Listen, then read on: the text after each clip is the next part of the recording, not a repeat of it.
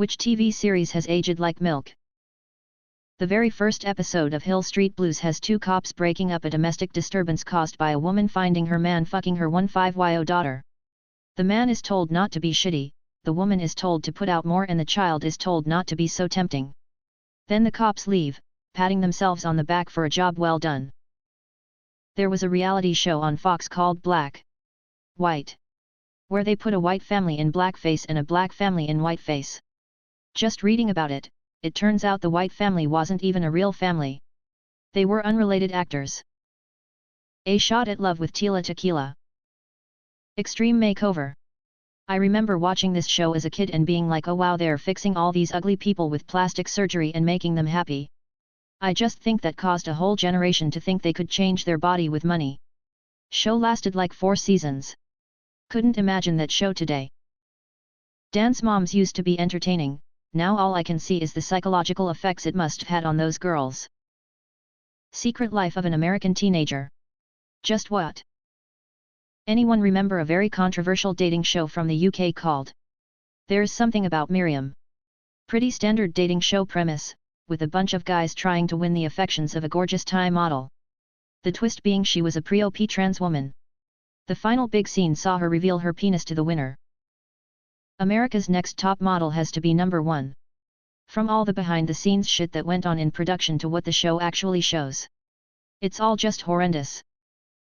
Supersize vs Superxini. For those unfamiliar, it took a bunch of morbidly obese people and a bunch of dangerously thin people and made them swap diets for several days. I used to watch it religiously to motivate myself at the gym, but actually it's incredibly harmful when you think about it. Let's take a bunch of people with problematic eating, and scare and bully them into doing better, not actually address the issues that are causing them to over or undereat in the first place.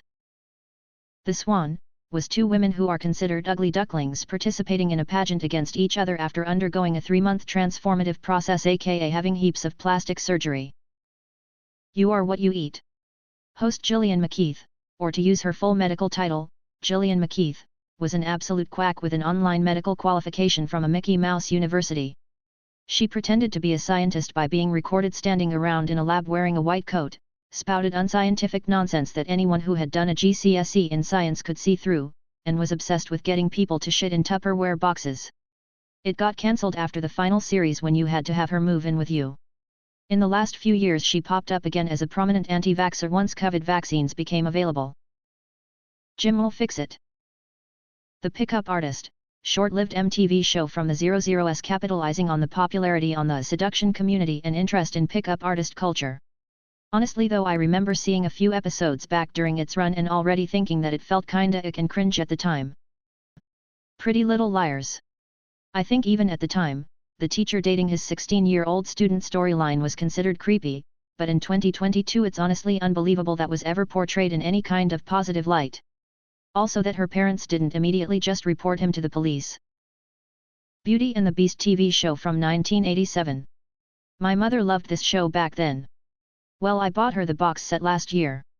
She watched 5 episodes and couldn't do it. Well, she passed away a month ago and I'm just going through shit. So I decided to watch it because I fucking miss her. Well, I can see why she couldn't finish it. What is a TV show you got really far into but eventually quit watching before its conclusion? Once Upon a Time. I just stopped caring, because it felt like none of the characters were actually developing and would just regress season to season. Edit, for clarity, I believe I finished season 5 before I couldn't be bothered to continue. Somewhere around, when Hades gets killed in Regina's office, and the main crew gets sent to Olympus and Hook resurrects. Arrow, got tired of the main character flip-flopping from season to season. Felt he was hypocritical when he killed people in the first season and then hunted down people doing the same thing he did in the next only for him to go back to kill people in the following season. Once Upon a Time. Can't even remember where I got to. I got 18 seasons into Grey's Anatomy before I got irredeemably bored, that's probably the biggest sunk cost here. Edit, made it halfway through season 18. Didn't keep watching after the second half resumed. Pretty Little Liars. That shit got too confusing for 16-year-old me. Grey's Anatomy, how much trauma can a group of doctors go through? Sheesh. Riverdale. I think it's still on. I got really into it and then just dropped it like a hot rock right about when Sweet Pea came along. Also I was so convinced that Sweet Pea would introduce Popeye eventually and that Pop's Diner was some kind of portal and it would all be revealed they were in a comic book. I think I might have had too high expectations. The Blacklist was great until they ran out of ideas and just kept recycling the same plot over and over. The little guy from the DMV becoming a major player was the sign the end was near. Falling Skies. I actually enjoyed it but it moved channels and then I forgot about it. Walking Dead, for sure. It never went anywhere.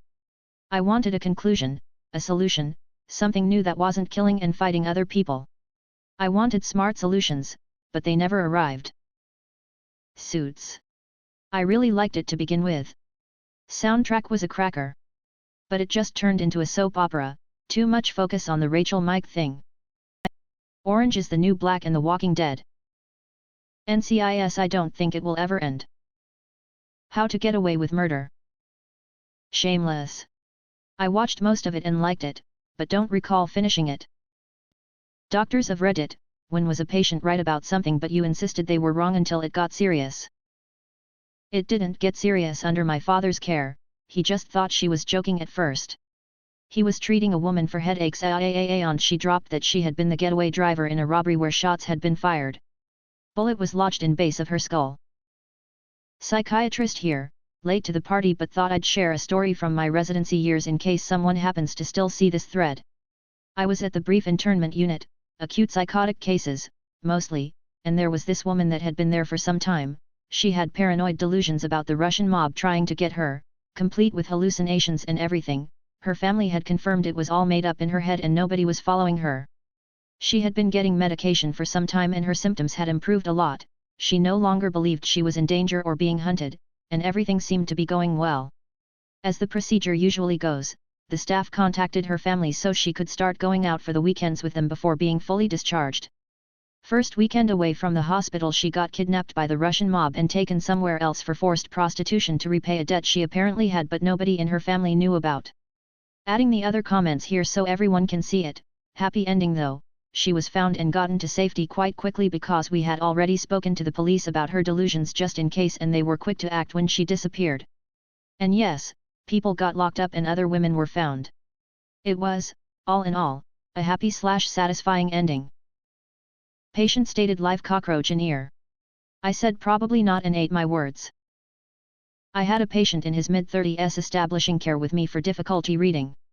He actually came in with his mother and was very shy, which I thought was very strange. He said he worked at a library and words would get jumbled up while reading. He had zero additional issues. I actually did a very thorough neurological exam and found zero problems. I asked him to read a magazine out loud at different speeds and he did it perfectly. I said everything looked fine and wanted to order some labs. I honestly felt he was just a strange character. They agreed to labs but mom was very pushy to do head imaging. I said we could, but I ordered the CT as routine and by the time labs came back he was extremely low on vitamin D. I called saying we should replace it and hold off on the scan. Not only did mom not want the scan cancelled, she wanted an MRI and she wanted it stat. I basically got tired of trying to be reassuring and just ordered what she wanted. He had the biggest glioblastoma I have ever seen. Go mom!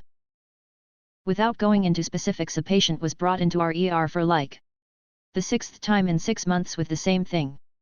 Fits, progressive neurological symptoms and a label of a normal MRI scan done 4 months earlier with a referral to a functional neurologist to basically deal with what was labeled as psychosomatic neurological symptoms on account of the patient having their first neurological event whilst they were on the phone, getting some bad news, having a normal MRI and having seen a neurologist who couldn't find anything wrong, again 4 months earlier. Thankfully, due to the patient rocking up in a wheelchair this time round as they were unable to stand, one of the senior ER doctors brought them in to do another scan.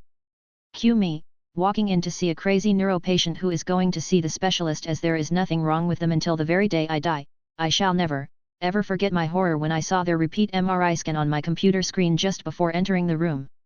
The patient had a golf ball-sized tumor in the very back of their brain and was in huge trouble with rapidly progressive neurological signs. I felt so terrible for both the patient and their family. The first thing I did was to tell them that we were very wrong, there was something physically wrong and apologized for the 10 or so times they had been sent home from ER and told that they had been making up the symptoms and signs. The family were just grateful that they now knew what was going on. The patient died a month or so later. I tell this to all of my junior colleagues, and I am extremely wary of how people are labeled as having a fictitious illness when they present to hospital. My parents met when they were both teaching in a small rural town. The local doctor was notorious for diagnosing everyone with appendicitis. Headache? Must be appendicitis. Broke your toe? Appendicitis. Got a mystery rash? Have you considered getting your appendix out? One day the sports teacher went to see the doctor with abdominal pain. The doctor diagnosed him with indigestion and told him to go home and rest. The pain kept getting worse and worse, until eventually the teacher decided to drive an hour to the nearest hospital. Turned out his appendix had burst and the doctor completely missed his time to shine. Early in my GP career, young girl came in with a skin lesion on her forearm. I did a close examination and did not find any significant concerning features, promptly told her it looks benign. She then told me to look again and that it had changed in color. I took that as a warning sign and did a punch biopsy. Turned out to be a dermatofibrosarcoma protuberans.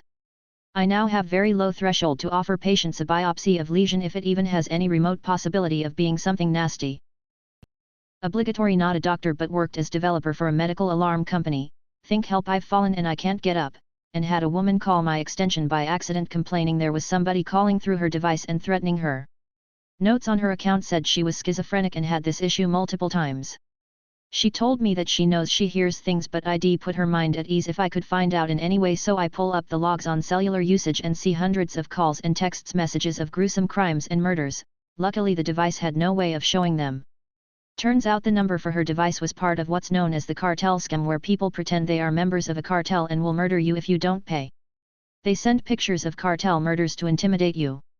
I got her a new number and had a word with the people who kept dismissing her. Radiologist here, and I only have one somewhat matching moments since my field is fairly objective. When I did a rotation in pediatric radiology, we had this father coming in with his kid. The kid was about 5, wouldn't eat properly and throw up a lot, and was very slim.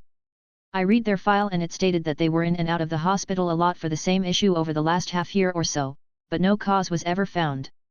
It even said the father suspected his kid might have ingested something, but since the symptoms were so unspecific, this lead was never followed. So this time it seems they must have reinforced this suspicion pretty heavily, as they came to me for a functional fluoroscopy. First picture revealed a button battery stuck in the kid's esophagus. The father was so relieved that finally something was found, his eyes teared up. I read up on the file that the battery was removed endoscopically the same day and that there was significant inflammation of the esophagus due to leaking battery acid. Crazy to think that this dad suspected something along this line and it still took half a year to finally being looked into properly. Second not exactly matching story is from when I was in the last year at university, doing clinical internships. I was at this medical ER in a big city with a lot of homeless people, and one day, this comatose guy comes in with suspected alcohol overdose. I remember him stinking of vodka. Each time when I tried to establish peripheral vein cannula, he pulled his arms back and groaned, which resulted in me missing the shot. The fifth, sixth time trying to establish the cannula, now in one of his feet, he still pulls his legs back and I start to feel really angry. I thought this alcoholic ass won't let me do my job properly, only to block an ER room for people who are really sick, just so he can sleep out his overdose. With the help of a few other guys, we finally got a cannula and drew some blood as well. 30 minutes later, the lab results come back and he had basically no alcohol in his blood whatsoever. So we did a brain CT scan and it turns out he had a cerebral hemorrhage. This instance taught me a lot about how easy it is to misjudge people and to treat all my patients equally, even in my thoughts.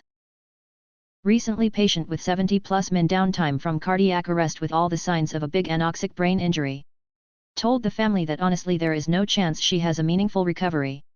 She proved me wrong. Next day was off the vent and talking, I fixed her heart artery and she's doing great now. I have one from the other side of the coin, sort of. Daughter was born 3 months early and 1 pound 4 or 6, I forget which one. Got GERD early on and had breathing difficulties too, so was usually ventilated or on CPAP. Anyways, due to the GERD she had to have part of her bowel removed and stomas sorted. 9 months in she was tolerating enough oral food, it was decided that her bowels could be reattached. They came to move her to the operating theater, taking off the wall oxygen to a handheld canister we had for being able to take her out and about. My wife followed the instructions we were given to turn the valve to off once no longer using it. Anyways, team preps her to be moved, get out the room, onto the corridor, and her oxygen level crashes and she needs resuscitation there and then, rushed back to her room and put onto the wall oxygen and she picked straight back up. I tried to explain that it's possible that the canister they used wasn't switched on, which was met with "they are always on, it's the excitement of the move out of the room why she's crashing." Anyways, she's recovered, her levels and heart rate are sound, they go for the move again, same oxygen canister, the lot. Exact same result, but more difficult to bring back when she crashed again this time. Back in the room, back onto the wall oxygen, and DRS and nurses have said that she's too delicate to move and surgery needs to potentially be cancelled again.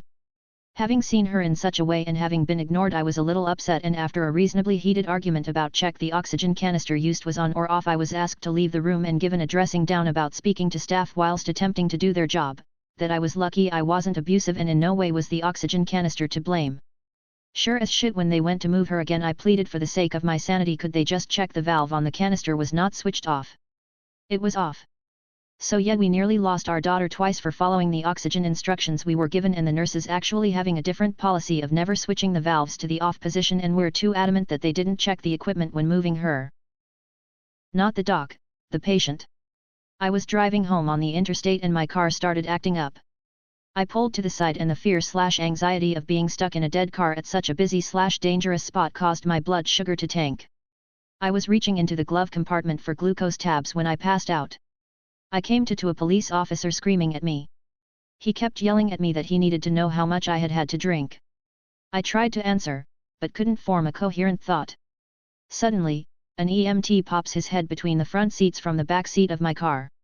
He states, "Sweetie, we really need to know how much you drank so we can treat you." Seeing his badge, I was finally able to lock in on one thought, sugar, I blurted. Pikachu faced, "Are you diabetic?" I nodded. He opens a package of glucose gel and hands it to me. "By the way, that stuff tastes awful." Halfway through the gel pack, I calmly apologized to the officer for being unable to answer him earlier. He had to scrape his jaw up from the floorboard of the vehicle. Some drunks are actually diabetics with severe hypoglycemia. Not a doc. I noticed a young woman slumped on the floor in a bus station, but everyone was ignoring them. I went over and asked if they were okay, but their speech was a little incoherent. "Hi, have you had anything to drink?" N. Nu. Br. Bray. Brain surg. Surgery. OSH, T. Ambulance called, and while we waited I was able to get some more info from her. She'd had surgery 2 weeks earlier, and something was clearly going wrong with it, possibly a bleed in the brain. Luckily I asked the question, and hopefully they were able to treat her before it got any worse. I work in vet med. This thread is wild because my patients can't even speak and we're doing RADS and full BW on a regular basis, and almost every post here is someone who can't get a diagnostic until they're half dead, but they can speak and tell their symptoms and advocate for themselves. It's crazy. My friend has a brain tumor but couldn't get any imaging done for weeks, but her dog got cancer and got in the next morning. Not a doctor, but I was pregnant with twins. About 14 to 16 weeks into my pregnancy I started to feel very full, like a basketball was in my stomach. I began to have difficulty breathing and would not be able to walk a block without squatting because I felt so heavy with this basketball feeling. I had to sleep sitting upright on the couch because I couldn't breathe lying down. Some other weird stuff started happening too that I would Google and feel wasn't right. 3 times I brought up all these concerns to my doctor and she would wave them off every time. Even when I would ask her if she was sure, that was my first indicator. If I didn't feel confident with my doctor I should have left and sought care elsewhere. At 23 weeks I started leaking fluid and was sent to the hospital. The doctors were stunned to realize that my doctor overlooked a serious issue, twin-to-twin transfusion syndrome. I got on a helicopter to go to another hospital to have the surgery. But by then it was too late. My body was stressed and they were born alive and then died about an hour later. I then had to go have surgery again and into the ICU cause I wasn't doing so great. But yet, she fucked up.